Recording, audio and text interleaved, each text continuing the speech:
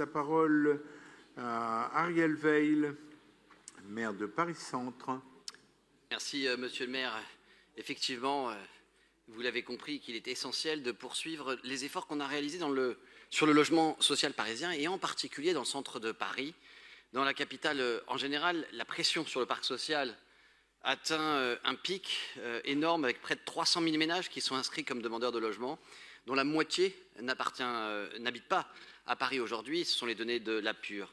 Et évidemment, on s'est pleinement mobilisé pour y répondre avec 483 logements sociaux créés à Paris-Centre dans les 5 dernières années, entre 2020 et 2024.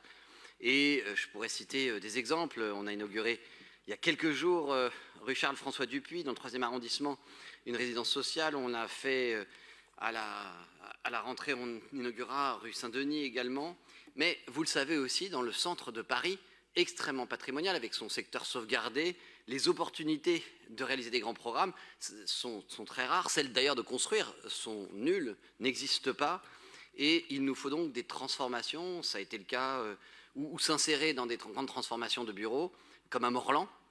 Je rappelle que vous évoquez ce sujet, mais Morlan, c'était la transformation d'un bureau déjà, de mètres carrés qui appartenait à la ville, l'ancienne préfecture de la Seine, et qui s'est transformé en logement social, en logement intermédiaire, en logement privé aussi un petit peu, car c'est ça la véritable mixité sociale, ou à la Samaritaine, on a pu insérer quand même tout de même 100 logements. Et donc, oui, Barbara Gomez l'a dit il y a un instant, elle n'est pas toujours d'accord, mais sur ça, on est d'accord. Eh bien, il faut trouver des mètres carrés, et moi je suis fier que la ville contribue toujours. J'aimerais bien qu'elle ne le fasse pas seule, j'aimerais bien que parfois l'État contribue aussi, comme par exemple rue de la Banque, où j'ai dû me battre pour qu'on ne vende pas au plus cher et pour arracher 10% de logements dans les locaux de l'ancien centre des impôts.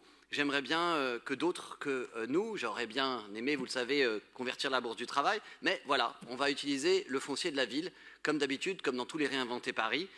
Parfois, on trouve des partenaires à accompagner, comme Avenue Victoria, juste à côté d'ici, avec la PHP.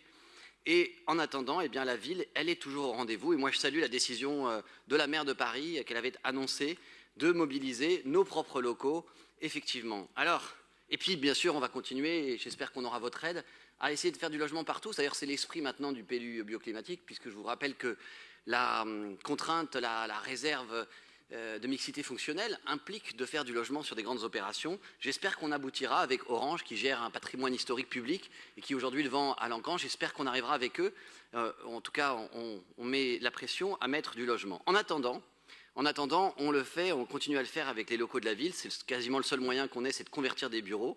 Et là où je rejoins aussi la précédente oratrice, c'est que ce projet, il était évidemment au service des agents, et d'abord des agents municipaux, et puis d'autres Parisiennes et de Parisiens, parce que c'est ça le projet, c'est de faire des appartements, c'est de faire des logements pour des agents qui ont du mal à se loger à Paris. On parle du bien-être des agents, mais le premier bien-être des agents, c'est de ne pas avoir des distances énormes à franchir pour venir travailler. Alors quand on est agent parisien, c'est très difficile.